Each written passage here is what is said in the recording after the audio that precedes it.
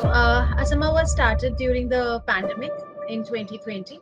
And I am basically from a village in Assam. I have grown up in that tea garden village. And once the business took off, it took a lot of time, and I knew that it was not possible to continue it like that. I will not be able to give my 100%. Today's guest is turning natural wave into woven wonders and purpose into style.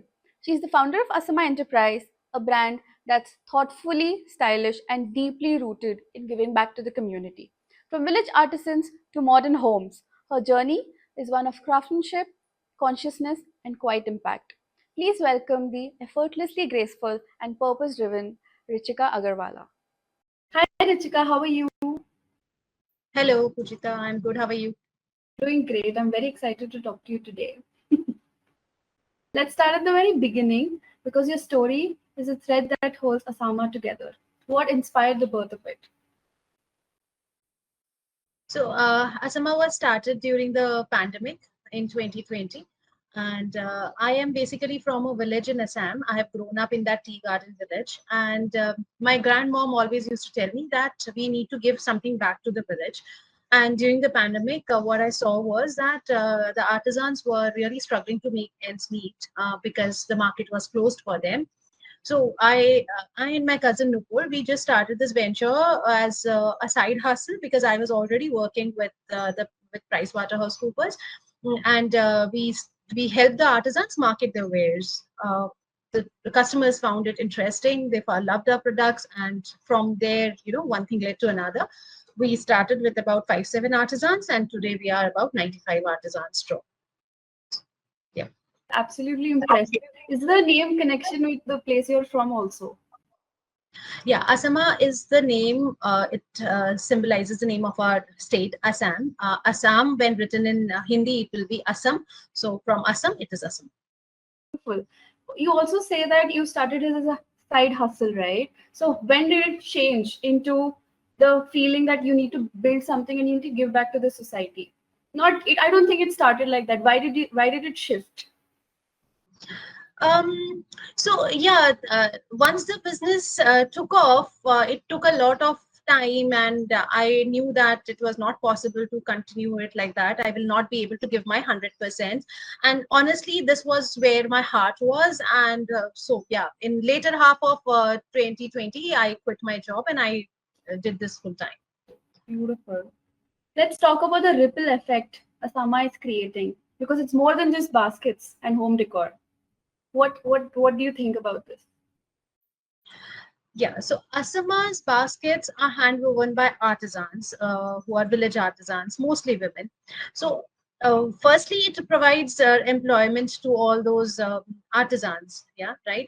But in addition to that, this has become like a handicraft movement in the village, and a lot of ancillary employment also gets generated. For example, all of my staff at the office also is from the village. They are all from the village. They might only be about 12th pass, but they are handling IT. They are able to handle Excel, Word, etc.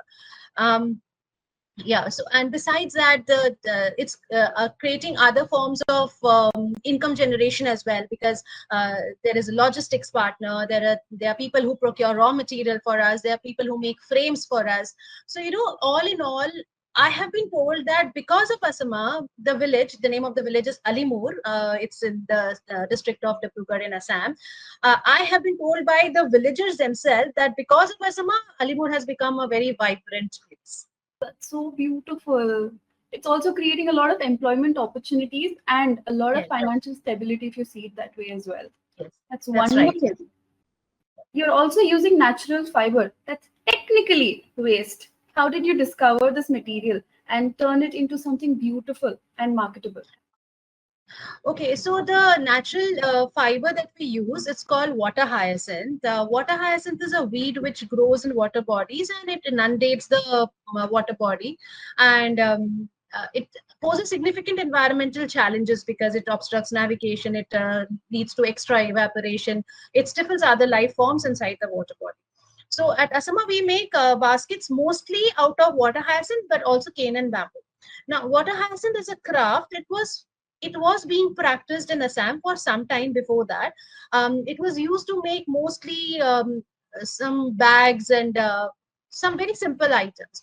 So the craft was already there, but we harnessed this craft to make gift baskets and home decor mostly. So our designs were what was different in the craft.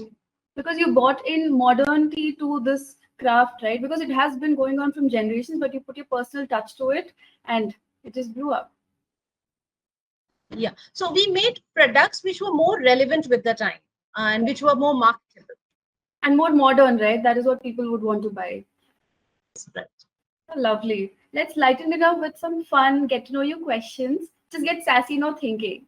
Okay. So, woven or minimalist? What is your personal home vibe? I guess my personal home vibe is a mix of two. Minimalist, yes, because I'm not a hoarder. I don't buy too many stuff.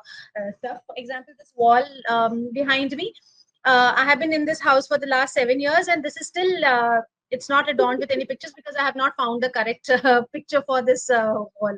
So I want to, it's a mix because I am a hoarder for some things. For example, wherever I go, I buy small trinkets like to keep the memory of that place alive.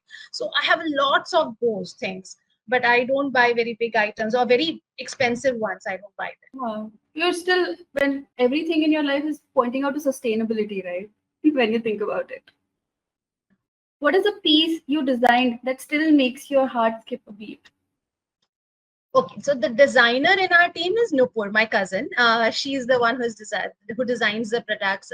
But yeah, personally, if I take with the product portfolio, my favorite piece is a basket called giraffe basket. So Craft that's what basket. That sounds giraffe so basket. cute. Yeah, What is your power it's shaped like snack? a giraffe. Sorry, you were saying something?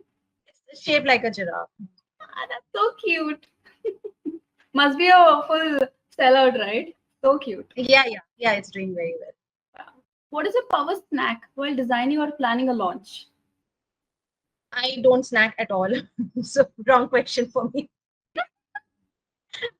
If you weren't running Asama, what would you be doing? I'm not sure. Maybe I would be running some other business, but then that business would also be sustainable and very transparent.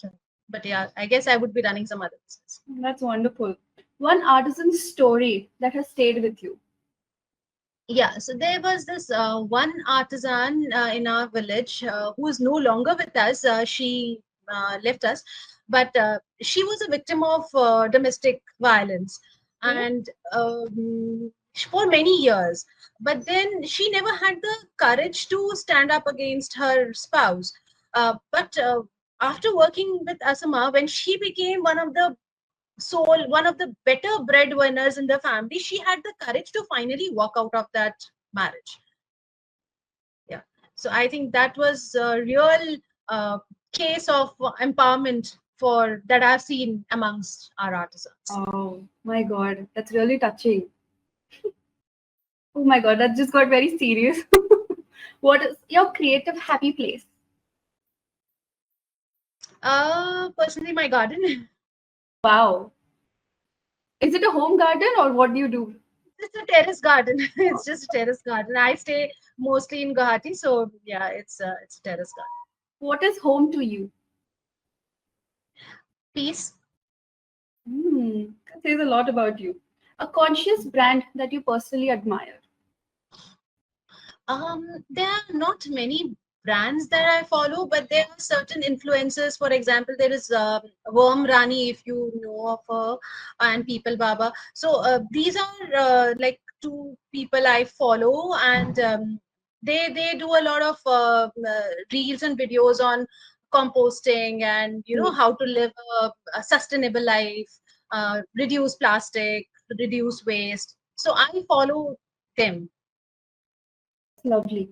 What's the biggest myth people have about sustainable products? That they are expensive. That's true. It's also a lot of work that goes behind it. I think it's reasonably priced when it comes to the right kind of crowd.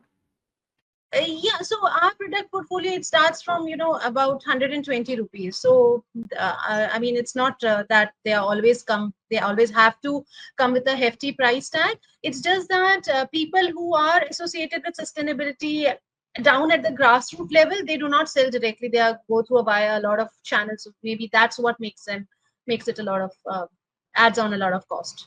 Very true. Who is your favorite kind of client? The maximalist or the minimalist? My favorite client is not about maximalist or minimalist. Our baskets, our products, they appeal to both kinds of customers.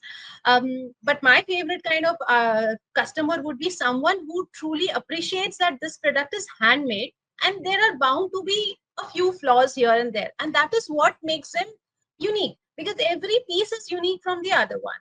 So one who appreciates eco-friendly products, one who appreciates the value of something which is handmade, I think that for me is a good client. The win-win. In one word, what's for Asama next? Sorry, I didn't get the question. What's next for Asama? Okay. What next for Asama? I just want to keep Asama growing so that I can bring more and more artisans within our ambit and impact more lives. Thank you for weaving your heart into this conversation. Your work shows us that beauty doesn't need to cost the planet, and that when women come together, villages rise, stories shine, and baskets speak. Thank you so much for joining us today. That's beautiful. Thank you. This was Dil Se Duniya Tak. Until next time, bye.